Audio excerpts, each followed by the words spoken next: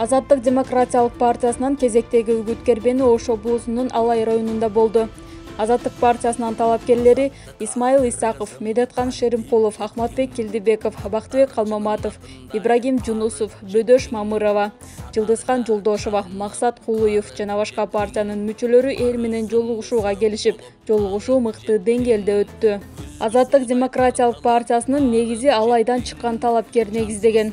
Алсак партиянын лидери Исмаил Исаков, талапкер Ахматбек Келдибеков, Бөдөш Мамырова жана башкалар. Жалпыга белгилүү болгондой, негизинен Алайдан эр жүрөк эл баатырлары, эл башчылары көп чыккан. Муну тарых булактары тастыктап келет. Жолугушууга келген талапкер менен суроо жооп кылып, эл өз көйгөйлөрүн ортого салышты. Эл чындап эле кыйналып калдыңар. Чындап эле бүгүн турмуш орлоп барат. Ошондой эле Бактыбек Калмаматов сөз кезеги келгенде өлкөбүздөгү эң оорчундуу саясий социалдык маселелерди козгоду. Ошондой эле ал эмне себептен Азаттык партиясын тандап алганын түшүндүрдү. Эмнеге Азаттыкка кирдиң дейт. Урматтуу жолдошторум. Азаттык. Бул жөн эле партиянын аты эмес.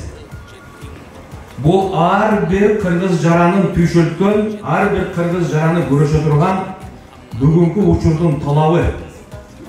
Бүгүнкү ар бир кыргыздандык жарандын ураны. Азаттык бул эгемендүүлүк. Мына биздин гимнибизде айтып атпайбы, кантип жеткенибиз жөнүндө азаттыкка. Бул азаттык үчүн далай кандар төгүлгөн. Далай элдер, эрлер кырылган. Мына 90-жылдары эгемендүүлүктү алып атканда Медеткан Шеримкуловдун азыр эле айтып өттүк, алып берди. Туура.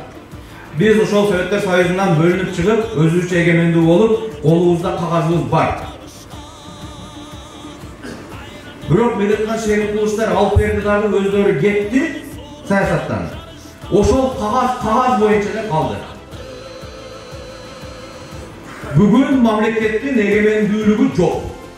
Эгерде сенде экономикалык көз карансыздык жок болсо, сенде отун энергетикага болгон көз карансыздык жок болсо, сенде өмүрү саясий көз карансыздык болушу мүмкүн эмес. Үчүнчү түркүбү бул саясий көз карансыздык. Ошон үчүн шайланалардын алдында бир Кремльге барабыз, шайланып бүтүп дагы Кремльге барабыз.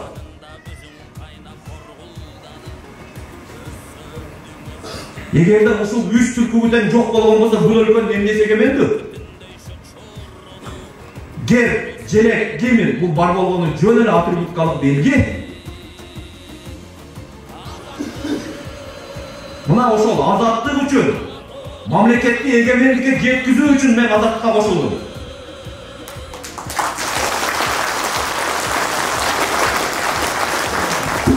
Жет атабыз күрөшкөн азаттык болсун жеримде.